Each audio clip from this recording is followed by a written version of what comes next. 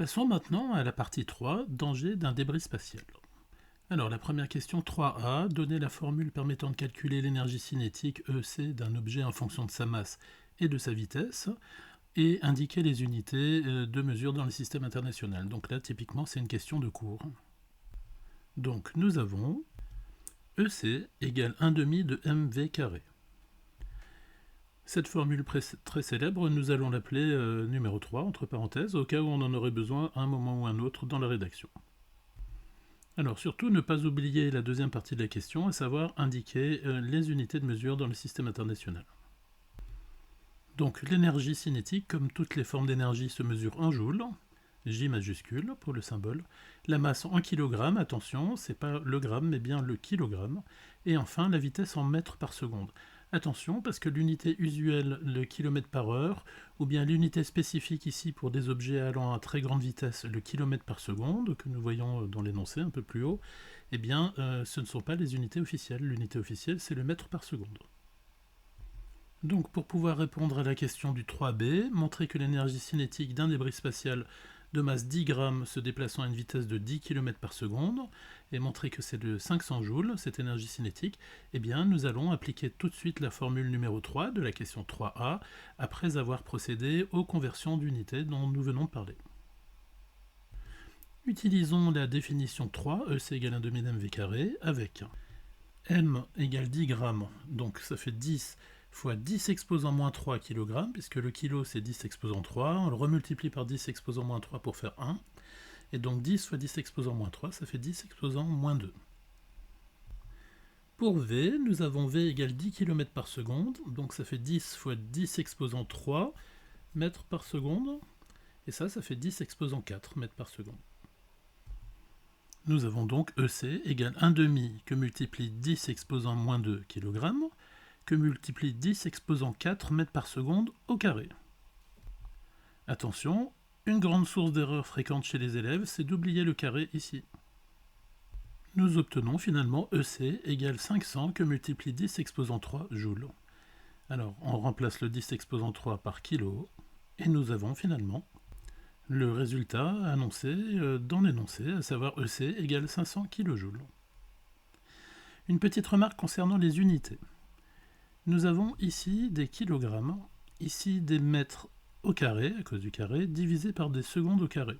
Nous obtenons des kilogrammes mètres carrés par seconde au carré. Alors ça, évidemment, est-ce que c'est des joules ou pas, vous n'en savez rien. Donc pour ce genre de choses, savoir que le joule est égal au kilogramme mètre carré par seconde au carré, vous n'avez aucun moyen de le savoir. Donc par contre, si vous savez que vous avez exprimé les différentes grandeurs physiques dans les unités du système international, dans le membre de droite de l'écriture de la formule, alors vous êtes sûr que les unités qui sont de l'autre côté, côté gauche, sont aussi dans le système international. Et donc vous êtes sûr d'obtenir des joules pour l'énergie cinétique. Je rappelle également ici que dans l'énoncé de la question 3b, on nous donne la réponse, EC égale 500 kJ, donc c'est pour vous aider, vous conforter dans le fait que vous avez trouvé un bon résultat. Si par exemple vous avez oublié de faire une conversion d'unité et que vous ne tombez pas sur 500 kJ, vous pouvez vous dire, mince, j'ai pas la bonne réponse, est-ce que je me suis trompé dans le calcul, ou est-ce que je me suis trompé dans la formule de l'énergie cinétique, ou bien est-ce que je me suis trompé dans les unités de mesure. Donc ça vous permet de vous guider si vous avez un souci. Et éventuellement, ça permet de répondre à des questions suivantes si vous n'avez pas su répondre à cette question. Mais par contre, si vous ne savez pas comment faire, ça ne sert à rien d'écrire n'importe quoi, et puis d'écrire à l'arrivée, donc EC égale 500 kJ. Parce que, évidemment, vous n'abuserez pas le correcteur. Nous arrivons maintenant à la question 3C, qui est du même type que la question 3B. Alors pourquoi faire deux fois le même genre de question? Bon, d'une part, là, cette fois, il y a d'autres conversions d'unités à faire, mais c'est surtout que ce qui va nous intéresser, c'est de comparer ces deux résultats, puisqu'on n'est pas là que pour faire des calculs ou une épreuve, mais pour essayer de comprendre un petit peu de physique. Vous allez voir ça dans un instant. Utilisons à nouveau la formule 3, EC égale 1/2 mv carré, mais pour calculer EC', on va lui donner un nouveau nom, puisqu'il s'agit d'une autre énergie cinétique. Alors, on va prendre la masse M' égale 1500 kg. L'énoncé ne donne pas de nom particulier à la masse de la voiture, on nous dit juste voiture de masse 1500 kg, donc on peut choisir nous-mêmes le nom. Alors s'il y avait beaucoup de place, on pourrait écrire très proprement soit M', la masse de la voiture. Mais ici, on va écrire directement M' égale 1500 kg. Nous n'avons pas besoin de faire de conversion puisqu'on a déjà la bonne unité. Par contre, pour la vitesse, qu'on va appeler V', l'énoncé nous indique V' égale 90 km/h. Donc il va falloir convertir cette vitesse en mètres par seconde. Alors soit vous savez le faire directement et vous savez qu'il faut multiplier ou diviser par 3,6, en l'occurrence ici diviser par 3,6, soit vous n'en êtes pas sûr ou vous ne savez pas, et à ce moment-là il faut refaire le calcul et ça prend un petit peu plus de temps, c'est-à-dire 1 minute montre en main. C'est ce que je vais faire maintenant. Donc V' égale 90 km/h égale 90 km divisé par 1 heure, c'est-à-dire 80 que multiplie 10 exposant 3 divisé, donc mètres divisé par 3600 secondes. Alors j'avais pris la peine de repréciser tout ça dans l'énoncé, mais normalement en troisième on est capable de savoir que 1 heure c'est 60 minutes et que 1 minute c'est 60 secondes, et que 60 multiplié par 60 font 3600. La calculatrice nous permet de trouver que ça fait 25 mètres divisé par 1 seconde, donc 25 mètres par seconde.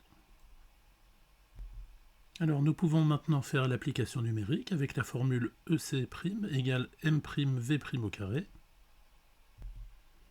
comme ceci, ce qui va nous donner EC' égale 1/2 que multiplie 1500 kg que multiplie 25 mètres par seconde au carré.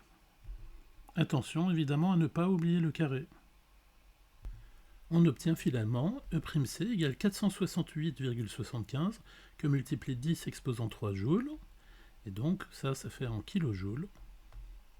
En arrondissant légèrement, E'C est égal à environ 469 kJ. On nous demande maintenant, à la question 3D, d'expliquer pourquoi il est important de surveiller les débris spatiaux et de blinder l'ISS. Donc on nous demande ça en utilisant les questions 3B, c'est-à-dire le calcul de l'énergie cinétique d'un débris de 10 grammes allant à 10 km par seconde, et puis la question suivante, 3C, l'énergie cinétique d'une voiture de masse 1,5 tonne roulant à une vitesse de 90 km/h.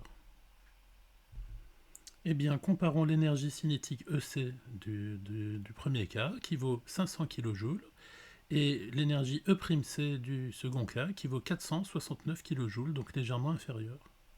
Donc finalement, l'énergie cinétique du débris est un peu supérieure à celle de la voiture. On va rédiger tout ça comme ceci.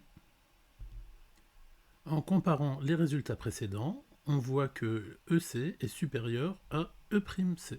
Alors il est légèrement supérieur, il est du même ordre de grandeur, mais en plus il est un peu plus grand.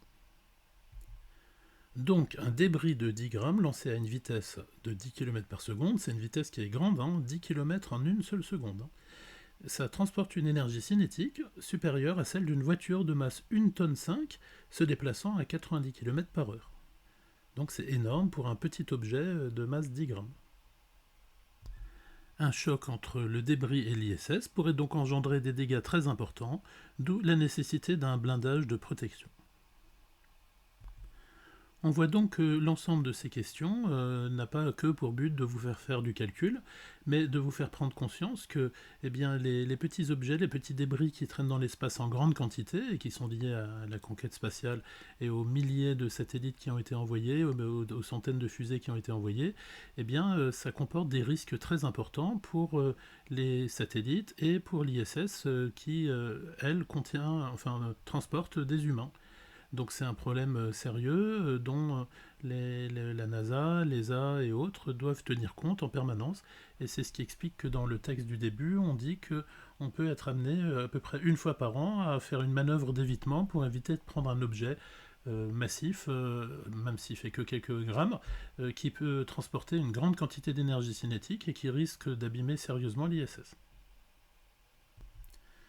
La dernière question, 3E, l'ISS possède aussi une énergie de position, ou énergie potentielle de position, notée E indice P.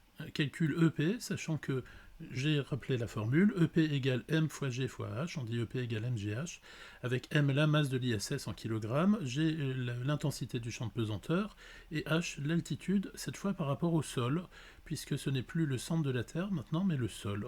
Donc là, il faut se méfier, il s'agit uniquement de la hauteur h égale 408 km. Donc ici, on aurait pu garder la masse grand M indice ISS, mais j'ai redonné une masse petit m pour vous faciliter l'utilisation directe de la formule. Alors, il vient EP égale MGH, c'est la formule numéro 4. Alors bon, ici, la numérotation n'est pas très utile, parce qu'on est à la dernière question, mais c'est pour vous montrer que c'est pratique et utile de numéroter les formules principales. Ici en noir, je précise qu'on aurait donc pu écrire EP égale MISS GH plutôt que petit m, donc sans introduire une nouvelle notation petit m. Mais ça vous aurait compliqué les choses, et étant donné la durée du sujet, c'était pas nécessaire. Nous allons faire l'application numérique, et donc immédiatement, le réflexe, c'est de réfléchir aux unités de mesure et aux éventuelles conversions. Ici, pas de problème pour la masse, mais par contre, pour la vitesse, il faut bien se mettre en mètres par seconde, chose que nous avons déjà fait à une question précédente. Nous pouvons donc maintenant procéder à l'application numérique. Nous obtenons donc l'énergie potentielle est égale à 4,2 fois 10 exposant 5 kg, multiplié par 9,8 N par kg, ça c'est l'intensité du champ de pesanteur, multiplié par 4,08 fois 10 exposant 5 mètres, ça c'est la hauteur, l'altitude de l'ISS par rapport au sol, exprimée en mètres. Nous obtenons finalement une valeur de 1,679 que multiplie 10 exposant 12 joules, donc c'est un nombre qui est absolument énorme. La conclusion est donc qu'il faut une énergie absolument considérable pour satelliser la Station spatiale internationale et vaincre la pesanteur et donc l'interaction gravitationnelle.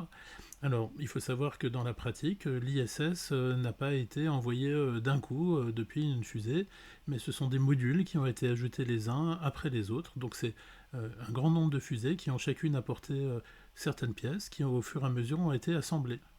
Et donc, il faut des fusées gigantesques avec des quantités de carburant énormes pour arriver à faire bout à bout, à assembler quelque chose qui est grand comme un ou deux autobus. Voilà, les conclusions de ce sujet qui n'était pas forcément facile pour toi, parce qu'il est assez calculatoire, c'est que d'abord il faut connaître ces formules, et même si elles sont données dans l'énoncé, le fait d'être familier avec permet de les maîtriser beaucoup plus facilement.